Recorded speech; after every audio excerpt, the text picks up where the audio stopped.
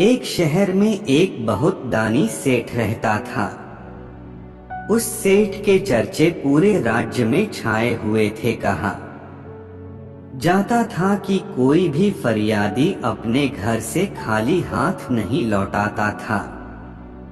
जो भी उसके द्वार पर कुछ भी फरियाद करता था, सेठ कभी उसे निराश नहीं करता था और हर संभव मदद करता था। उसके इसी आचरण की वजह से दूर तक उसकी ख्याति हो गई थी और कहा जाता था कि इस दुनिया में उससे बड़ी कोई दानी नहीं है। उनकी दानी प्रवृत्ति से उनके चर्चे स्वर्गलोक में भी होने लगे और कहा जाने लगा कि कर्ण के अलावा इस पृथ्वी पर अगर कोई दानी हुआ है तो ये सेठ ही है।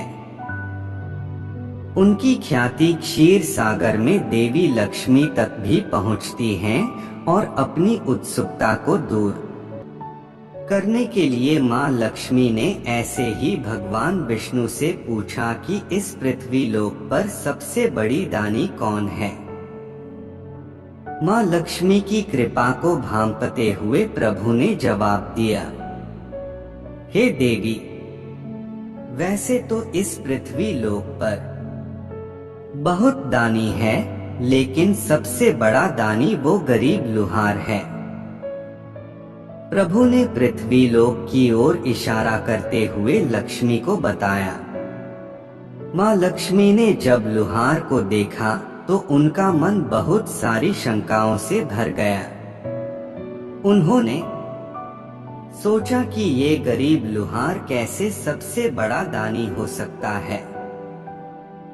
अपनी शंकाओं को निश्चित करते हुए माँ लक्ष्मी ने फिर भगवान से प्रश्न किया कि हे प्रभु, ये कैसे संभव है। वो देखो, राज्य में इतना बड़ा सेठ है जो कभी किसी को खाली हाथ नहीं लौटाता और ट्रेन मंदों को उसकी ट्रेन से ज्यादा देने में सहायता करता है, और दूसरी तरफ ये लुहार है जो खुद के 2 घंटे की रोटी के लिए भी मोहताज है। ऐसा कैसे हो सकता है कि ये लुहार उस सेठ से बड़ी दानी है।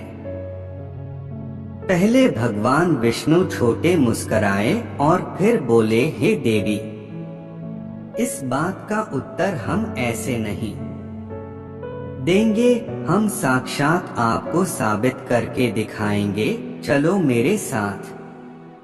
ऐसा बोलकर प्रभु पृथ्वीलोक की दिशा में गए और पीछे पीछे माँ लक्ष्मी भी चल पड़ी।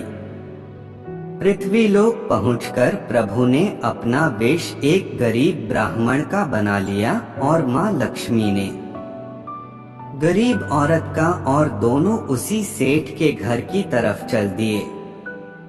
सेठ के घर पहुंचकर उन्होंने द्वारपाल से कहा कि सेठ से कहो कि ब्राह्मण देवता आए हैं। पोर्टल ने जब सेठ को बताया कि आपसे कोई गरीब ब्राह्मण और उनका बीवी आया है, तो सेठ ने आदेश दिया कि उन्हें आदर के साथ अंदर लाया जाए। अंदर पहुंचकर सेठ ने ब्राह्मण रूपी प्रभु और माँ लक्ष्मी को प्रणाम किया और आसन पर बैठने का आग्रह किया। ब्राह्मण रूपी भगवान और लक्ष्मी जी के लिए अच्छे से खाने की व्यवस्था की गई और उनके बहुत आदर सत्कार किए। अब सेठ ने ब्राह्मण से आने वाले व्यक्ति सेठ ने कहा, हे ब्राह्मण देव, कैसे आया और मैं आपकी किस तरह सहायता कर सकता हूँ। प्रभु ने जवाब दिया कि हम गरीब ब्राह्मण मुझसे आते हैं और काशी गंगा स्नान के लिए जा रहे हैं। रास्ते में कुछ लुटेरे मिल गए और हमारे पास जो कुछ भी सब छोड़ दिया था। अब हमारे पास काशी जाने के लिए ना कोई साधन है और ना धन। इस शहर में आओ, जब तुम्हारे बारे में सुना तो तुम्हारे पास आ गए। इतना सुनकर सेठ बोला, हे ब्रह्मदेव, आप बिल्कुल चिंता नहीं करते हैं। मैं आपको आश्वासन देता हूँ कि आप काशी गंगा स्नान जरूर करें। सेठ ने अपने सेवकों को आदेश दिया कि ब्रह्मदेव को एक बैलगाड़ी और पर्याप्त धन दिया जाए और रास्ते भर की सभी दर्शनीय स्थलों के साथ उन्हें विदा किया जाए। सेवकों ने अपराध किया और सेठ ने ब्राह्मण रूपी प्रभु को बड़े आदर से विदा किया। भगवान विष्णु और माँ लक्ष्मी वहां से चले गए। अब माँ लक्ष्मी और भी ज्यादा आश्वसित हो गई कि मैंने जो कहा था ठीक कहा था कि ये सेठ ही सबसे बड़ी दानी है। थोड़ा आगे चलकर प्रभु ने वो बैलगाड़ी और धन दौलत वहीं छोड़ दिया और लुहार के घर की ओर चल पड़े। और माँ लक्ष्मी लुहार के घर पहुंच गए। वहां लक्ष्मी जी ने देखा कि लुहार एक टूटी सी झोंपड़ी में रहता है, जिसका छत भी कई जगह से खुला हुआ था। माँ लक्ष्मी ने सोचा, ये खुद इतनी गरीब है, ये क्या दान कर पाएगी, लेकिन वो सिर्फ प्रभु के पीछे जा रही थी। लुहार के घर में ही प्रभु ने लुहार को साउंड लगाई, कोई है क्या घर में? लुहार ने दरवाजा खोला और देखा कि सामने एक गरीब ब्राह्मण और उसका बीवी है। लुहार ने दोनों के चरण आगे बढ़ाए और अंदर आने को कहा। अंदर प्रभु ने देखा कि लुहार का घर बहुत टूटा हुआ था। कुछ उसके लुहारी के सामान और कुछ फटे पुराने कपड़े और कुछ मिट्टी के नोट ही थे। लुहार ने दोनों को अंदर बिठाकर पानी पिलाया और आने का कारण पूछा। प्रभु ने फिर वही उत्तर दिया कि मुझसे आए और काशी जा रहे हैं, गंगा स्नान करें। रास्ते में लुटेरों ने लूट लिया। अब जाने के लिए धन की बचत है और न खाने के लिए कुछ। यह सुनकर लुहार बड़ी सोच विचार में पड़ गया। लुहार सोच रहा था कि मैं गरीब कैसे उनकी मदद करूं, मेरे पास तो खुद के खाने के लिए कुछ नहीं है। लुहार ने अपने दोहरे को दबाते हुए कहा, आप चिंता ना करिए, आज रात आप इसी गरीब की कुटिया में विश्राम करिए, ऊपर वाला कोई न कोई रास्ता जरूर दिखाएगा। मैं आपके भोजन की व्यवस्था करता हूँ। ऐसा देश।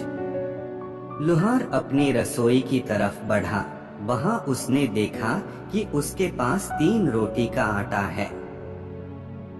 उसने 3 रोटी बनाई, एक भगवान को, एक माँ लक्ष्मी को और एक अपनी थाली में दर्ज करके कहा, क्षमा करना ब्रह्मदेव, मेरे पास बस यही है कि आप लोगों के लिए। तीनों ने रोटी खाई। फिर लुहार ने दोनों के लिए सोने के लिए देखा और खुद सोने चला गया। रात भर माँ लक्ष्मी यही सोचती रही कि मैंने सही कहा कि सेठ ही सबसे बड़ी दानी है। उसने हमारे लिए भोजन का पता लगाया और सभी दृश्यों को पूरा किया और इस लुहार ने सिर्फ एक रोटी ही दी। सुबह उठते कर जब प्रभु और माँ लक्ष्मी जाने लगे तो लुहार ने रोते हुए कहा, हे ब्रह्मदेव, मुझे माफ कर देना।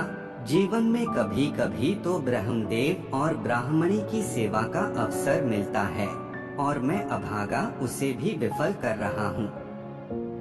सबसे बड़ा दानी कहानी। यह सुनकर प्रभु ने कहा, कोई बात नहीं, हम आपकी सेवा से बहुत प्रसन्न हैं। आपने वो सब किया जो आप कर सकते थे। हमसे आपसे कोई शिकायत नहीं है और ऐसा देश प्रभु वहां से चल रहे हैं। आगे चलकर प्रभु ने माता से पूछा, हे देवी, अब बताओ कौन बड़ा दानी है, ये लुहार या वो सेठ? माँ लक्ष्मी ने झट से जवाब दिया, वो सेठ बड़ी दानी है। उसने इतनी हमारी खातिरदारी की, इतने धन दौलत दी और इतना अच्छा खाने को दिया, और इस लुहार ने बस एक रोटी और सोने के लिए यात्रियों की नजर। सेठ के स्वागत और सहायता के सामने इस लुहार का स्वागत और सहायता कुछ भी नहीं है। माँ लक्ष्मी की बात सुनकर पहले तो प्रभु लिटिल मुस्कुराए और फिर बोले, हे देवी, आप यहाँ पर बिल्कुल गलत हो। जरा सोचिए, सेठ पर कितना धन दौलत है और उन्होंने जो हमें दिया वो कितना था। अगर देखा जाए तो जो सेठ ने हमें दिया वो उसका पूरा दौलत का 1000वां हिस्सा भी नहीं होगा। और लुहार के पास पूरा साथी क्या था? वो 3 रोटी, जिनमें शामिल हैं पहले से ज्यादा, हमें दे दी। तो अगर देखा जाए तो लुहार का दान बहुत बड़ा था। हालांकि सेठ ने ज्यादा दान दिया, लेकिन बड़ा दान लुहार ने दिया। इसलिए हमारी नजर में लुहार उस सेठ से बड़ी दानी है। अब बात माता लक्ष्मी जी की समझ में आई और उन्होंने भी प्रभु के आदेश का समर्थन करते हुए कहा, अपने सही कहा था, ये लुहार ही सबसे बड़ी दानी है।